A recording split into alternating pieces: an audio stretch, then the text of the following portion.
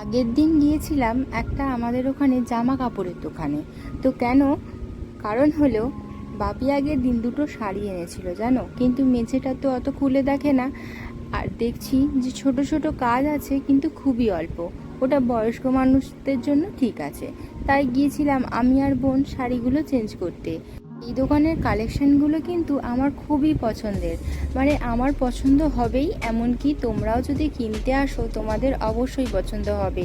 আর যার যেরকম সামর্থ্য সেরকম রেঞ্জে সবাই পেয়ে যাবে। আর এই যে শাড়িগুলো দেখছো, এগুলো সিল্কের মধ্যে। এই তিনটে যে কালার দেখছো, একই ডিজাইন, কোনটা সব থেকে বেশি ভালো লাগছে অবশ্যই কমেন্ট করে জানিও। আর এই শাড়িটা কিন্তু আমার ননদের খুব পছন্দ হয়েছে, আর ও কিন্তু এটা নেবে বলেছে। সন্ধেবেলা বাড়ি আসার সময় ভাবলাম কিছু খাওয়া যাক। আমরা কিন্তু ফুচকা খেয়েছি, আর তারপরে নিয়েছিলাম চাউমিন। চাউমিনটা খেতে কিন্তু খুব সুন্দর হয়েছিল। সত্যি বলতে 10-এ আমি 10 দিতে চাই। আজকের মতো টাটা।